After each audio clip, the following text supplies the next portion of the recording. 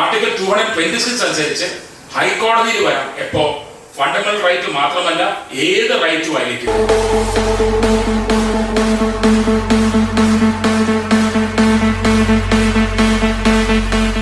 ഞങ്ങൾ alpha genius integrated സ്കൂളിൽ നിന്ന് വരുന്ന കുട്ടികളാണ്. ഞങ്ങൾക്ക് ഇന്ന് ശ്രീ ജസ്റ്റിസ് ദേവൻ രാമചന്ദ്രൻ സാറുമായിട്ട് ഒരു ഇൻട്രാക്റ്റീവ് സെഷൻ നടന്നിരുന്നു. +1 +2 സ്റ്റുഡൻസ് കൂടുതലും എൻട്രൻസ് എങ്ങനെ എഴുതിയെടുക്കണം, ഒരു നീറ്റ് അല്ലെങ്കിൽ JEE എങ്ങനെ എഴുതിയെടുക്കണം എന്ന് കോൺസെൻട്രേറ്റ് ചെയ്ത് പഠിക്കുന്ന ഒരു കുട്ടിയാണ്. എന്നാൽ അതിൽ പുറം ഇന്ത്യയിലെ കോൺസ്റ്റിറ്റ്യൂഷനെ പറ്റിയും അതിന് എന്താണ് ഇന്ത്യയിലെ ലോസ് എന്താണ്, ഇന്ത്യൻ ജസ്റ്റിസ് എന്താ, ഡെമോക്രസി എന്താ എന്നൊക്കെ ഞങ്ങൾക്ക് വളരെ ബ്രീഫായിട്ട് അതിനെ എക്സ്പ്ലനേഷൻ കിട്ടിയ ഒരു ക്ലാസ് തന്നെയായിരുന്നു ഇന്നിവിടെ നടന്നിരുന്നത്.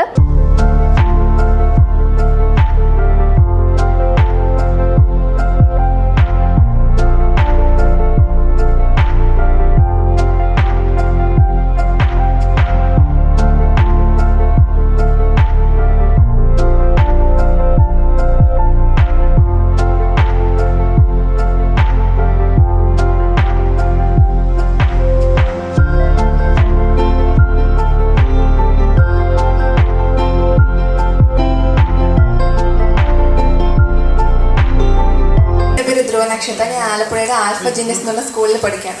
അതിൽ ഒരു പുറത്തൊരു രാജ്യത്ത് നടന്ന സംഭവമാണ്. അവിടുത്തെ ഒരു സെലിബ്രിറ്റി അവരുടെ സ്വന്തം പേഴ്സണൽ അക്കൗണ്ടിൽ, പ്രൈവറ്റ് അക്കൗണ്ടിൽ പോസ്റ്റ് ചെയ്ത ഫോട്ടോസ് AI വേർഷൻസ് ഉപയോഗിച്ച് മോർഫ് ചെയ്ത് ഇല്ലീഗൽ വെബ്സൈറ്റിൽ സ്പ്രെഡ് ആകുന്നുണ്ട്. അതിനെതിരെ അവരുടെ രാജ്യത്ത് കേസ് കൊടുക്കാനായിട്ട് കോർട്ടിൽ ചെന്നപ്പോഴത്തേക്കും അവരറിയാൻ കഴിയുന്നത് അവിടുത്തെ അതിന് എഗെയിൻസ്റ്റ് ആയിട്ട് ഒരു ആക്ഷൻ എടുക്കാനൊരു ലോ ഇല്ല എന്നാണ്. ഇപ്പോൾ നമ്മുടെ ഇന്ത്യൻ സിറ്റിസണിലാണ്, ഇപ്പോൾ നമ്മുടെ ഇന്ത്യയിലാണ് അങ്ങനെ ഒരു ആക്ഷൻ നടന്നതെങ്കിൽ നമുക്ക് നമ്മുടെ കോൺസ്റ്റിറ്റ്യൂഷനിൽ അങ്ങനെ ഒരു ലോ ഉണ്ടോ? ഉണ്ടെങ്കിൽ അതിന് എന്താണ് ആക്ഷൻ എടുക്കുന്നത്? ധ്രുവ നക്ഷത്ര, I started by saying constitution എന്ന് പറയുന്നത് ലാർജസ്റ്റ് ലോ ആണ്. നമ്മുടെ കോൺസ്റ്റിറ്റ്യൂഷൻ ഉള്ളിൽ നിന്നുകൊണ്ട് നമുക്ക് എത്ര വേണമെങ്കിലും നിയമങ്ങൾ ഉണ്ടാക്കാം. ഇഷ്ടംപോലെ നിയമങ്ങൾ ഉണ്ടാക്കിയും കഴിയും. ഞാനത് പറഞ്ഞല്ലോ, എല്ലാ നിയമങ്ങളും കോൺസ്റ്റിറ്റ്യൂഷന്റെ ഉള്ളിൽ നിൽക്കണമെന്ന് മാത്രമേ. കോൺസ്റ്റിറ്റ്യൂഷൻ പറഞ്ഞു തരുന്ന ആ ഒരു requirements ഉള്ളിൽ നിൽക്കണം എന്ന്.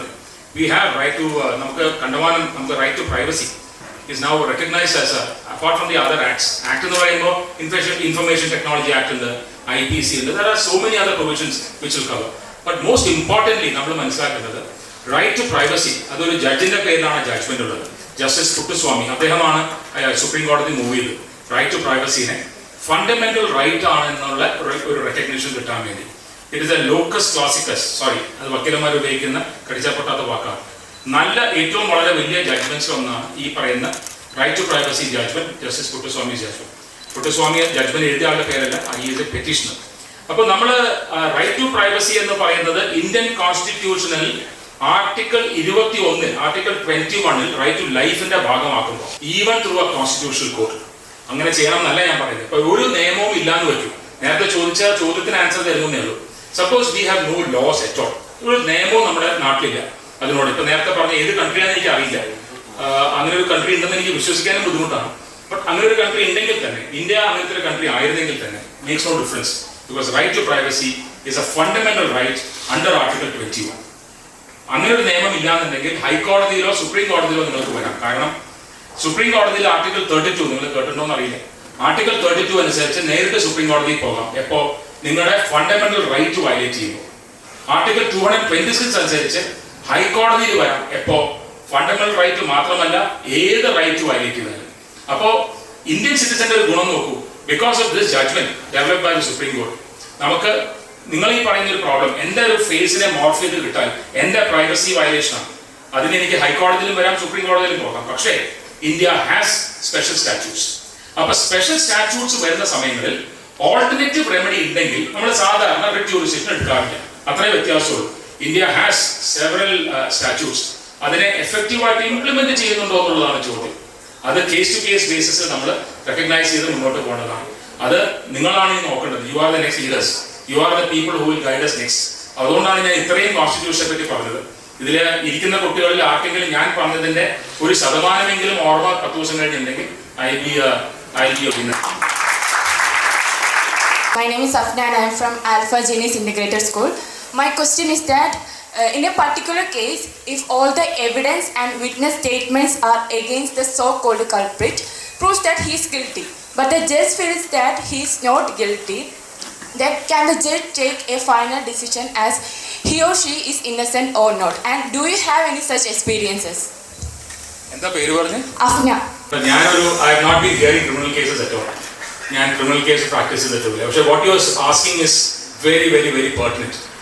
Your crux of your question is this. ഒരു ജഡ്ജിന്റെ കോൺഷ്യൻസ് അനുസരിച്ച് ആക്ട് ചെയ്യാൻ പറ്റുമെന്നാണ് ചോദിച്ചത്. അതായത് where everything is against an accused, but I believe that man is innocent. Can I hold him innocent? Very difficult question to answer really. ഇത് തന്നെ ഞാൻ നേരത്തെ പറഞ്ഞത്. When you act as a judge, നമ്മുടെ പേഴ്സണൽ പ്രെഡിലിക്ഷൻസും exactly what I told you, അതാ പറഞ്ഞത്, ഞാൻ പറഞ്ഞതൊന്ന് ഓർത്തെടുത്താൽ മനസ്സിലാവും. ഞാൻ എൻ്റെ കോൺഷ്യൻസ് അനുസരിച്ച് ആക്ട് ചെയ്തു എന്ന് പറയുമ്പോൾ ഞാനൊരു ഫെയിലിയർ ആണ് ആസ് എ ജഡ്ജ്. ഒരു മനുഷ്യനായിട്ട് ഞാൻ ചിലപ്പോൾ സക്സസ്ഫുൾ ആയിരിക്കും. Because I act as a human being.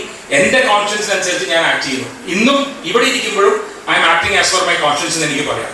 The moment I take my official chair, I sit on my dais, I am expected to act as per the constitutional conscience. അതുകൊണ്ട് തന്നെ where evidence is against you, all circumstances against that person, ഒരു ജഡ്ജിന് ചിലപ്പോൾ അത് follow ചെയ്യേണ്ടി വരുമായിരിക്കും. Personal പ്രെഡിലിക്ഷൻസോ personal കോൺഷ്യൻസോ അവിടെ എത്രത്തോളം ഉപയോഗിക്കേണ്ടി വരുമെന്നുള്ളത് വളരെ സംശയമാണ്. പക്ഷേ ചില മനുഷ്യന്മാരാണല്ലോ നമ്മളെല്ലാവരും. നമ്മൾ അറിയാതെ ചില കാര്യങ്ങൾ വരുമായിരിക്കാം. അതിനാണ് നമ്മൾ കറക്ഷൻസിന് വേണ്ടിയിട്ട് എപ്പീൽസ് ക്രിയേറ്റ് ചെയ്യുന്നത്. This exactly why there are appeals. Because ഒരു ഹ്യൂമൻ ബീങ് അത് എത്ര ബ്രില്യൻറ്റും ആയിക്കോട്ടെ, നമ്മൾ ഇന്ന് ലോകത്തിൽ കാണുന്ന ഏറ്റവും ബ്രില്യൻറ്റ് പേഴ്സൻ്റെ ഒരു ജഡ്ജ്മെന്റിനെയും വേറെ രണ്ടുപേര് ഇരുന്നാൽ ചിലപ്പോൾ അതിനെ മാറ്റി പറയാൻ പറ്റുമായിരിക്കും. കാരണം ഒപ്പീനിയൻസ് മാറാം, കാലഘട്ടങ്ങൾ മാറാം, പഴയ ജഡ്ജ്മെന്റ്സ് മാറി പുതിയ ജഡ്ജ്മെന്റ്സ് വരാം. പണ്ട് സുപ്രീം കോടതി പറഞ്ഞതിനെതിരായിട്ട് സുപ്രീം കോടതി പറയുന്നു, ഞങ്ങൾ തന്നെ പറയുന്നു. So this can happen. So personal ഇക്വേഷൻസും പേഴ്സണൽ പ്രെഡിലിക്ഷൻസും പേഴ്സണൽ കോൺഷ്യൻസും എൻ്റെ അഭിപ്രായത്തിൽ ഒരു ജഡ്ജിന് കൊണ്ടുവരാൻ സാധിക്കില്ല. ക്രിമിനൽ ലോയേഴ്സിന് വേറെ വ്യൂ ഉണ്ടോ എന്ന് എനിക്ക് അറിയില്ല. പക്ഷേ എനിക്ക് ഓർമ്മയുണ്ട്, ഞാൻ പറയുന്നതെന്ന് പറയാണ്, ഞാൻ ഏറ്റവും കൂടുതൽ ഇൻസ്പയർഡ് ആയിട്ട് ജീവിതത്തിൽ ഇരിക്കുന്നത് ജസ്റ്റിസ് വി ആർ കൃഷ്ണനായരും പിന്നെ എൻ്റെ അച്ഛനുമാണ്. ഞാൻ ഈ രണ്ടുപേരെ വെച്ചിട്ടാണ് എൻ്റെ ജീവിതം മുഴുവൻ മുന്നോട്ട് പോകുന്നത്.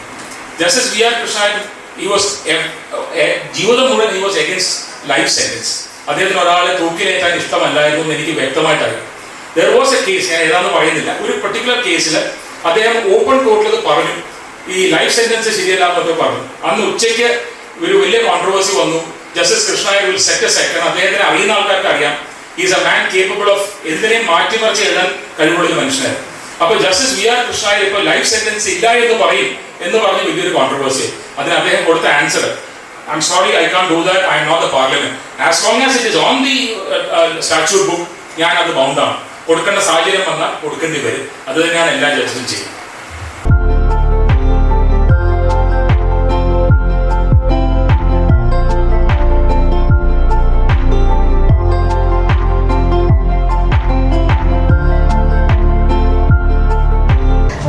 ഞാൻ Ramachandran. ഞങ്ങൾ ആൽഫ ജീനിയസ് ഇൻ്റഗ്രേറ്റഡ് സ്കൂളിൽ നിന്ന് വരുന്ന കുട്ടികളാണ്. അപ്പോൾ ഞങ്ങൾക്ക് ഇന്ന് ശ്രീ ജസ്റ്റിസ് ദേവൻ രാമചന്ദ്രൻ സാറുമായിട്ട് ഒരു ഇൻട്രാക്റ്റീവ് സെഷൻ നടന്നിരുന്നു. അപ്പോൾ ഇന്നത്തെ സെക്ഷൻ എന്ന് പറഞ്ഞാൽ ഞങ്ങൾക്ക് ഭയങ്കര ഇൻസ്പയറിംഗ് ആയിട്ടുള്ള ഒരു ക്ലാസ് ആയിരുന്നു. അതുപോലെ തന്നെ ഞങ്ങളെ റൈറ്റ് ആൻഡ് ഡ്യൂട്ടീസിനെ പറ്റിയും ഇന്ത്യൻ ഫണ്ടമെൻ്റൽ റൈറ്റ്സിനെ പറ്റിയും ഒരുപാട് കാര്യങ്ങൾ ഞങ്ങൾക്ക് ഇന്നത്തെ ക്ലാസ്സിലൂടെ മനസ്സിലാക്കാൻ സാധിച്ചു. ഒരു +1 +2 സ്റ്റുഡൻസ് കൂടുതലും എൻട്രൻസ് എങ്ങനെ എഴുതിയെടുക്കണം, ഒരു നീറ്റ് അല്ലെങ്കിൽ JEE എങ്ങനെ എഴുതിയെടുക്കണം എന്ന് കോൺസെൻട്രേറ്റ് ചെയ്ത് പഠിക്കുന്ന ഒരു കുട്ടിയാണ്. എന്നാൽ അതിൽപ്പുറം ഇന്ത്യയിലെ കോൺസ്റ്റിറ്റ്യൂഷനെ പറ്റിയും അതിന് എന്താണ് ഇന്ത്യയിലെ ലോസ് എന്താണ്, ഇന്ത്യൻ ജസ്റ്റിസ് എന്താ, ഡെമോക്രസി എന്താ എന്നൊക്കെ ഞങ്ങൾക്ക് വളരെ ബ്രീഫായിട്ട് അതിനെ എക്സ്പ്ലനേഷൻ കിട്ടിയ ഒരു ക്ലാസ് തന്നെ ആയിരുന്നു ഇന്നിവിടെ നടന്നിരുന്നത്. അപ്പോൾ ഞങ്ങൾക്ക് ഇങ്ങനെ ഇന്നൊരു ഇൻട്രാക്റ്റീവ് പ്രോഗ്രാം ഒരുക്കി തന്ന ഞങ്ങളുടെ റോജർ സാറിനും സ്കൂൾ മാനേജ്മെൻറ്റിനും എല്ലാവർക്കും ഒരു താങ്ക്സ് അറിയിക്കുന്നു.